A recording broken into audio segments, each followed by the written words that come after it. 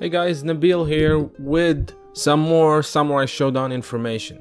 As you know, and if you've been following my videos, the official Samurai Shodown website was updated a few days ago, and it included or added all the biographies for all the characters of the game, all the full 16 character roster. Now, I will go through each one of them in another video, so I will go through the known characters or from the previous games and see how in this reboot their stories is different or similar, etc. But for this video I'm only gonna focus on the brand new characters, and that means Yashamaru, Dali Dagger, and Leran.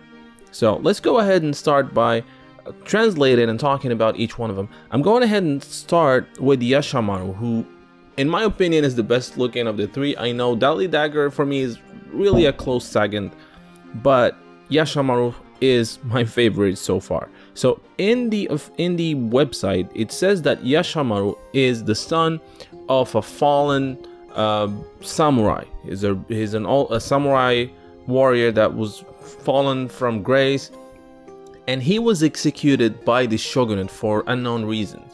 So he actually has deep hatred for the shogunate and deep hatred for the Bakufu government, which is probably gonna pit him against at odds with Jubei Yagyu and Hanzo Hattori, who are both working for the shogunate.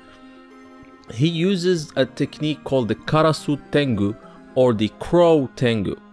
So he's inherited these powers from his ancestors, and I believe these powers allows him to fly. I think he can fly, or actually he can also turn into, he can transform. His hair turns black, and he has these different powers that you can see in a screenshot in here. So he hates the shogunate, and he also hates people who actually uses the weak or the poor in order to get rich. So it's kind of like a Robin Hood mentality kind of thing. But yeah, that's Yashamaru's story. His father was executed by the shogunate, so he hates them, and he has powers, some powers called the Crow Tengu or Karas Tengu. Wu Shan, the Chinese character, she's a descendant from a venerable family of Feng Shui masters and serves the Qin Empire or the Qin dynasty. She actually goes with the emperor wherever he goes, and she believes the emperor is a wise man, but he's also extremely clumsy. She does not train too well because she's most of the time sitting traveling with the emperor, so she's not good at physical exercise, but she has the power of what it's called the divine beast, and this is the power that allows her to call some divine beasts, in this case dragons.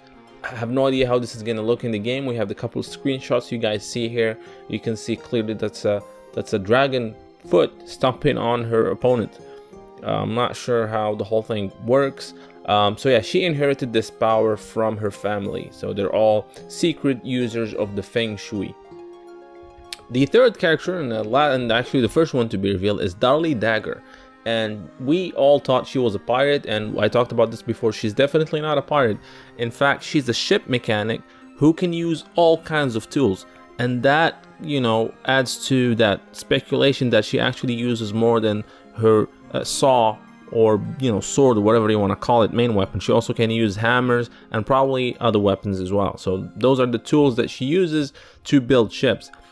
She was washed ashore on an island when she was young, while trying to escape a band of pirates. So she hates pirates, and she's part of a group who builds ships, and she was able to build a ship that is unsinkable, that she's using to sail the 7 seas, I guess. So yeah, that's her story. Again, these biographies do not really, they just talk about their personalities and who these characters are. They don't talk about what brings them to the game, what brings them to the plot, how they're gonna interact with the other characters. So that's something we'll probably learn when we play the story mode of Samurai Shodown.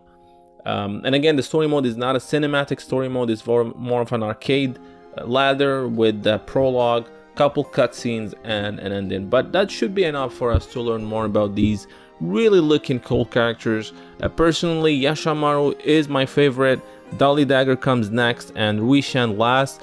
and I'm really not sure how Rishang is gonna play with these new, you know, powers and bringing dragons to the game. It's just it kind of feels kind of awkward because we've never seen this before in the game. But again, I'm not gonna judge something that I haven't seen yet, so we'll see how it looks and maybe we'll be surprised.